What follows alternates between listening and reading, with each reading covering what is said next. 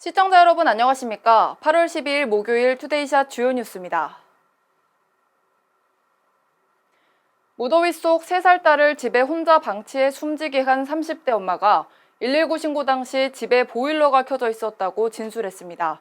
하지만 경찰 조사 결과 이 집에서 보일러가 켜졌던 정황은 나오지 않아 진술의 신빙성이 의심된다는 지적도 나오고 있습니다. 인천경찰청 여성청소년수사대에 따르면 아동학대치사 및 아동복지법상 상습 아동유기 방임 혐의로 구속된 32살 A씨가 지난 7일 오후 3시 40분께 119에 신고할 당시 보일러가 고온으로 올라가 있고 아기가 숨을 쉬지 않는다, 죽은 것 같다고 상황을 진술했습니다.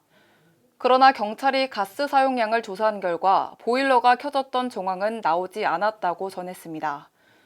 A씨는 지난달 말부터 이달 초 사이 집을 나가 외박했고 귀가 후 이미 숨진 딸을 발견했지만 곧바로 119에 신고하지 않고 하루나 이틀 정도 남자친구를 만나러 갔던 것으로 파악됐습니다.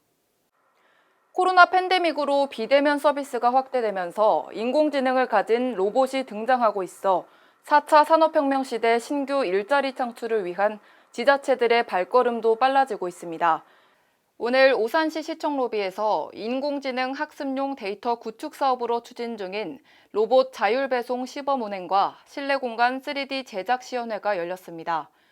로봇이 시민들에게 음료수도 나눠주고 택배를 배송하는 모습이 제법 자연스럽습니다. 또 오산시청과 유엔군 초전기념관 등 건축물을 3D 영상 데이터로 구축해 디지털 트윈과 메타버스 등에 구현해 재난과 에너지 관리 등에 활용하는 모습도 시연됐습니다. 사업을 통해 구축된 데이터는 한국정보화진흥원에서 운영하는 인공지능 허브를 통해 공개될 예정입니다. 오산시는 인공지능과 로봇, 디지털 트윈을 융합한 오산시 지능화 혁신 공공서비스를 확산하고 민간 기업의 신규 사업 창업에 활용할 수 있는 AI 데이터 구축을 통해 일자리 창출을 기대하고 있습니다. 인천시가 8.15 광복절을 맞아 대표적인 메타버스 게임 마인크래프트를 활용한 인천 크래프트 1945 맵을 무료로 공개하고 인천의 대표적 독립운동 장소와 독립운동가를 만날 수 있도록 오픈 서버 이벤트를 진행합니다. 인천 크래프트 1945 맵은 답동성당과 황허장터 등 인천의 주요 독립운동 장소를 가상 공간으로 구현하고 독립운동가인 백범 김구 선생과 심혁성 지사 등을 게임 내 캐릭터로 등장시켜 독립운동 역사를 체험할 수 있도록 해 재미와 교육적 효과를 모두 갖춘 맵으로 평가받고 있습니다. 9월 14일까지 진행하는 이벤트는 인천시 SNS 계정에 대한독립만세 댓글과 필수 해시태그 샵 인천크래프트를 업로드하면 인천시가 추첨을 통해 독립유공자를 후원하는 기업에 가방과 문화상품권을 경품으로 선물합니다. 제76주년 광복절을 사흘 앞두고 이색 광복절 행사가 열려 눈길을 끌었습니다. 윤하섭 안산시장은 어제 안산호수공원 호수에 애국심을 담은 태극 종이배를 띄우며 시민과 함께 천년 안산 역사를 바로 세우겠다고 말했습니다. 안산호수공원은 1998년 시와 방조제 조성으로 사라진 옛 사립보고 자리로 독립운동가이자 소설 상록수의 실제 주인공 최용신 선생이 학생들의 학비 마련을 위해 바지락 등을 캤던 곳이어서 의미가 더욱 깊습니다. 안산 지역 7개 신문사도 광복절을 맞아 안산의 역사를 되짚어보고 소중함을 일깨우기 위해 종이배를 제작해 시민에게 기증했습니다. 안산시는 호수공원 설치를 시작으로 순회 전시를 이어갈 예정입니다. 태극 종이배는 길이 2m, 높이 1m 50cm 크기로 무게는 약 20kg이며 한지를 소재로 한 유등 형태의 조형물입니다.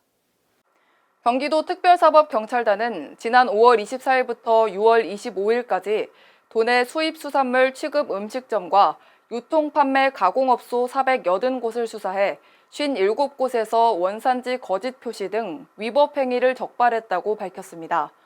의정부의 한 음식점은 4년간 흑산도 홍어가 아니면 돈을 받지 않겠다고 홍보했으나 이들이 판매한 것은 가격이 저렴한 일본산 냉장홍어였습니다. 양평군의 한 음식점은 일본산 도미와 중국산 농어를 국내산으로 속여 소비자들에게 판매했습니다. 특히 일본과 중국산 수산물에 국내산 거짓 표시가 많았는데 경기도는 일본 방사능 오염류 방류로 소비자의 일본산 기피 확산과 국내산보다 낮은 가격의 일본 중국산 판매, 판매자의 원산지 관리 소홀 등을 꼽았습니다.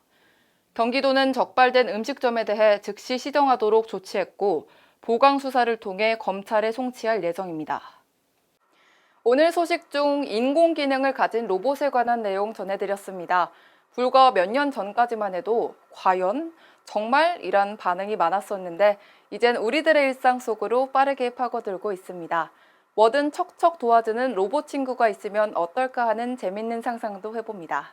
오늘 뉴스 마칩니다. 시청해주신 여러분 고맙습니다.